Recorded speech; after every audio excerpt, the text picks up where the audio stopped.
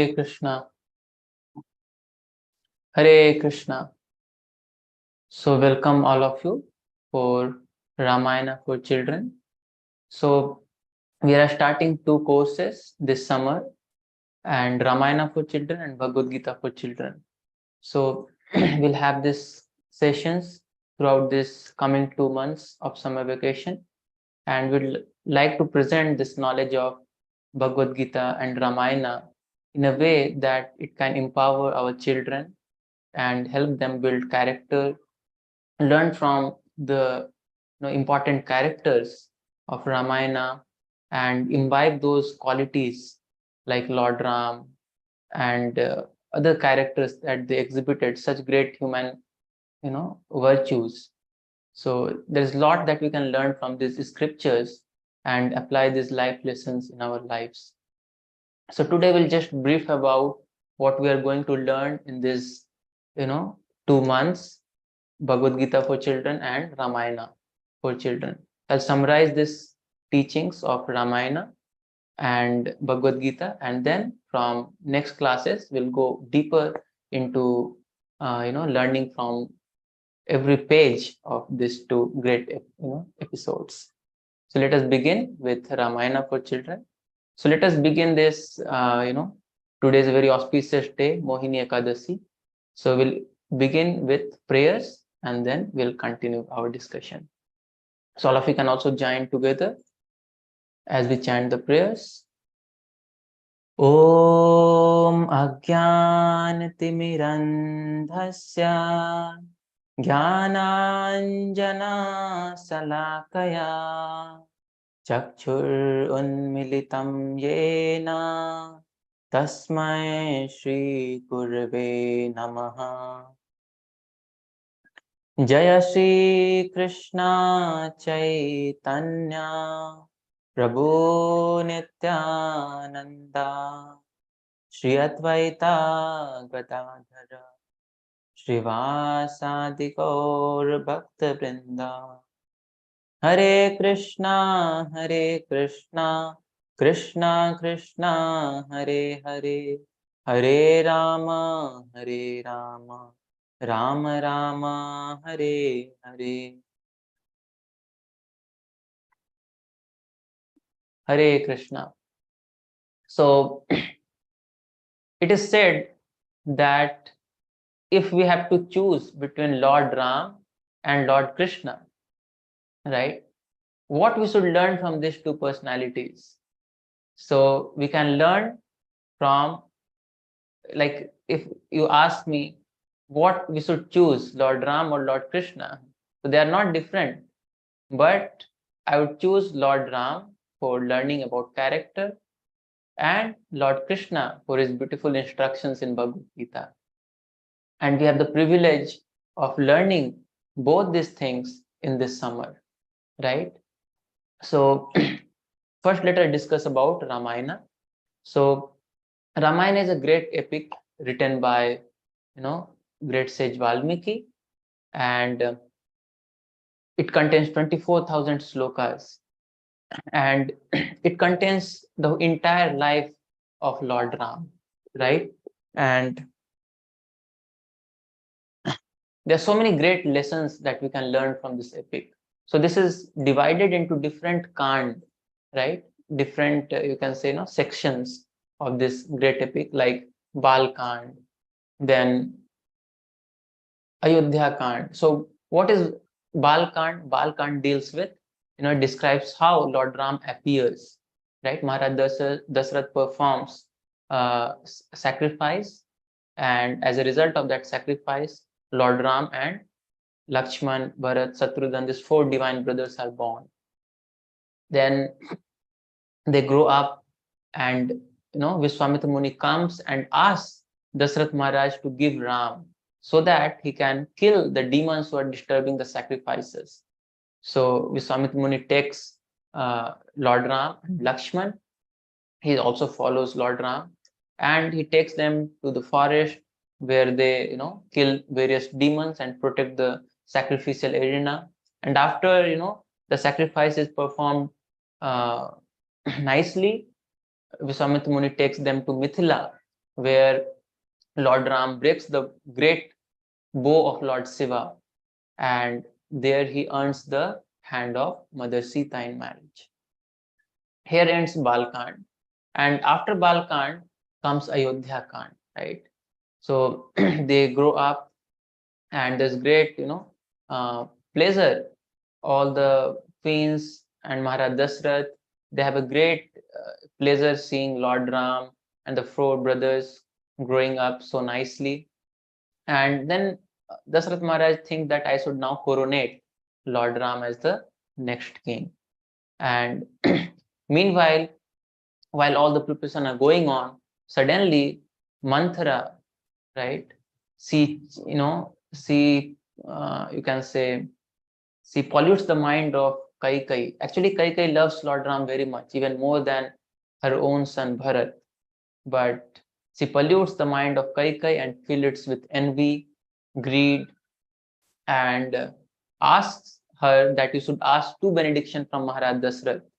And in this two benediction, you ask kingdom for your son Bharat, and banishment for Lord Ram for 14 years exile. So all this happens while Bharat is away. Then Bharat comes back. He was not present at the time in the palace. When he comes back, he comes to know about this news. He's very unhappy, and he decides that I'm not going to become a king. I'll not accept this position. This is only for Lord Ram. And he decided that I'll go to forest and I'll request Lord Ram to come back and accept the kingdom. But although he goes to the forest, but Lord Ram, he has made up his mind, and he does not want to, disprove the words of his father. So he accepts banishment, and he requests that, please return back and rule the kingdom according to the desire of our father. So understanding that it cannot be undone, Bharat, he, goes back, and he requests that, please give your sandals. And he accepts those sandals of Lord Ram as the real king. And as a servant of those sandals, he rules the kingdom of Ayodhya. So this is about Ayodhya Khan. And there's so many beautiful descriptions that we are going to learn. So the next one is Aranya Kand. So Lord Ram, while he's living in the forest, he spends time going to visiting the different sages, serving them, learning from them, and earning their blessings. And in this way, Lakshman is always there to protect and, serve Mother Sita and Lord Ram. So he prepares, cottage for them wherever they go, and he, clears up the path. So he's always acting as a most, menial servant of the Lord Sitaram.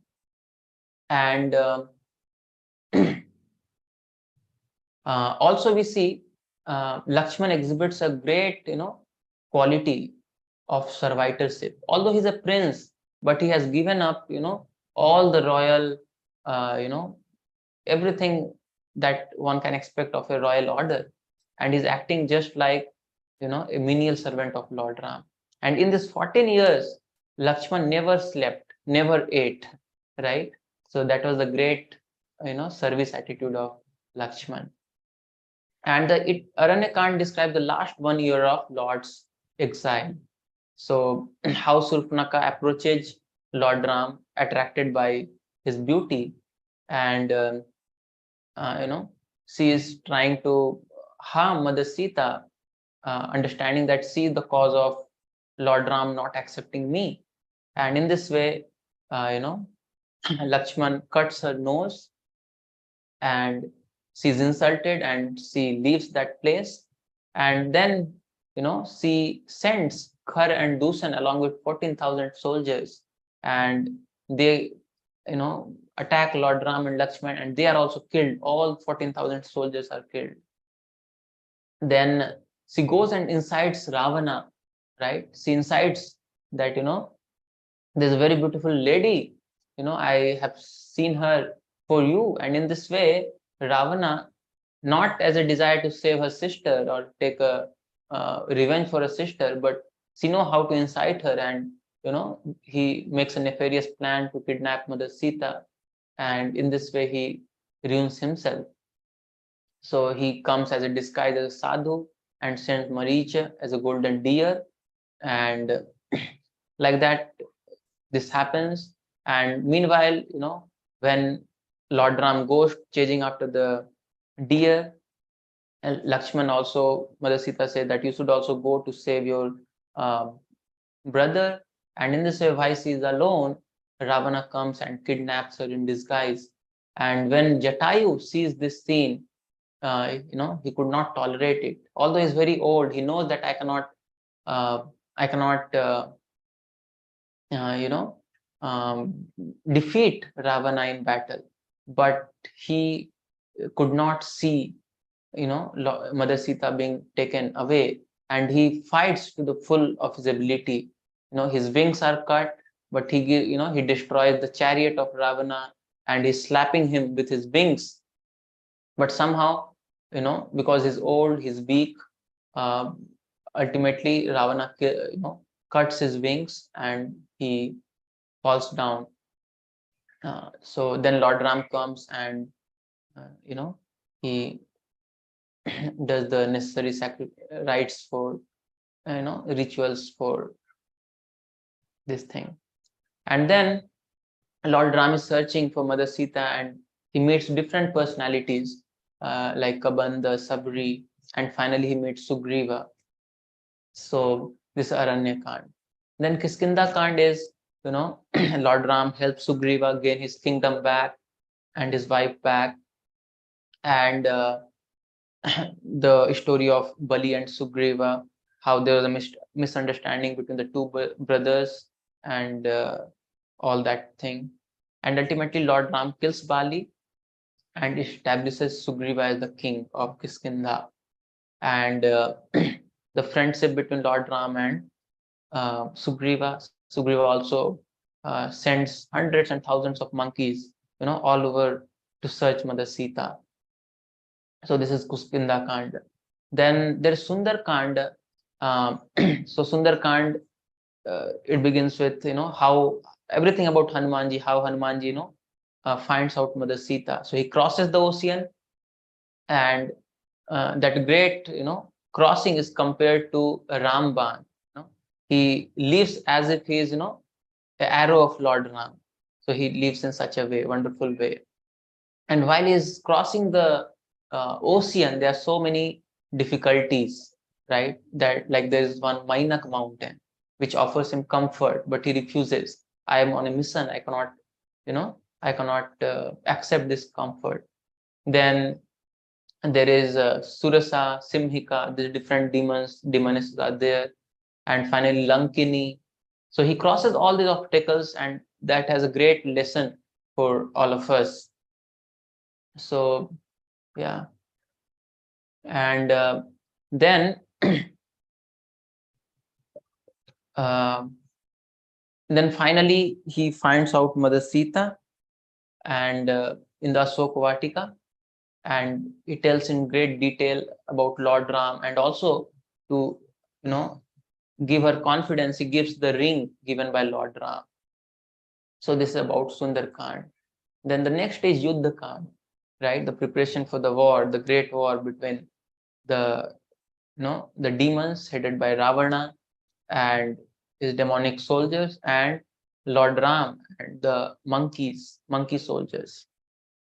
So we see this great preparation. Lord Ram builds a bridge across the ocean, and meanwhile Vibhishan, he gives good advice to Ravana, but he's kicked out, and he comes to take shelter of Lord Ram.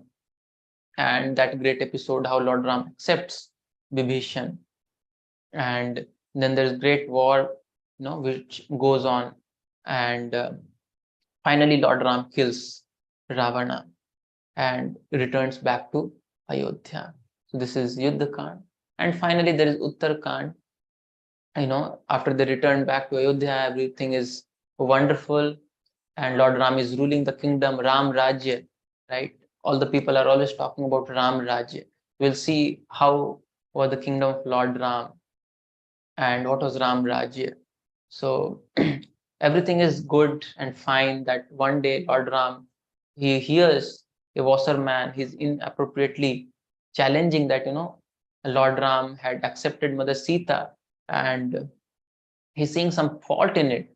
So Lord Ram, as a king, to set the right example, although it is unbearable for him, he decided that I'll part with Sita, and he sends Sita to ashram of Valmiki Muni, right? And there, after that, Mother Sita, disappears back into, she goes back into the earth.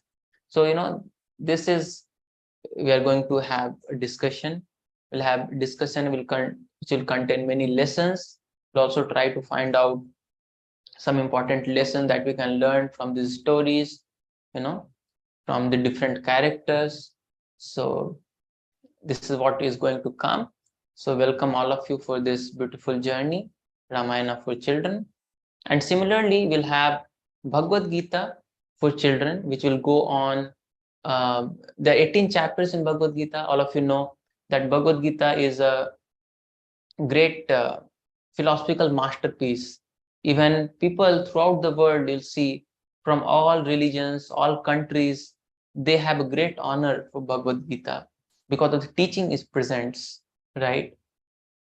So I'll just tell you brief about what is Bhagavad Gita and how we are going to uh, see this.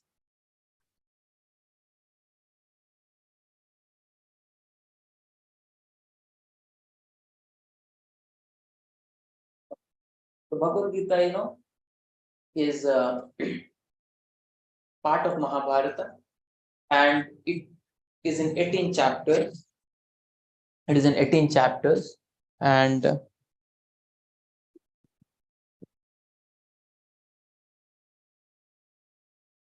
is in 18 chapters.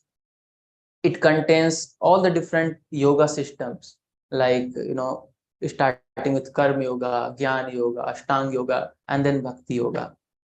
And, it talks about 5 things in particular. So we'll not go into details, so many things to tell, but it basically talks about the 5 truths of life. The Jiva, our identity, then Jiva, Prakriti, where do we live? We live in this world. So what is this world, right? This material nature, Prakriti. Then Kala, everything happens under the purview of Kala, time. Then there's Karma, right? We are producing different activities, and how these activities are influencing our lives, right? Good karma, bad karma, all these things. And everything above all is Iswara, the Supreme Lord. So this 5 basic truths that we are going to cover. And because it is very complicated subject matter even for elders, so we'll try to present it in a way that children can understand through stories. So we'll discuss the main concept that I explained in Bhagavad Gita with different stories and application for children. So welcome all of you to join these courses, and please make sure that you attend it regularly, otherwise you may miss the flow and miss how to relate with the different topics covered. So please attend it regularly, take benefit of this summer vacation to learn this thing, and please share it with others who can also get benefited, right? There's a great need in our present society to present these teachings of our ancient Vedic scriptures, Bhagavad Gita, Ramayana, especially to children, right? Because children have got a life to live, right? The values they imbibe at this age are very crucial as to how they, respond to various situations in their life. So thank you all very much for your encouragement and support by showing interest to join these courses. Thank you very much. Look forward to have you in the courses. Hare Krishna.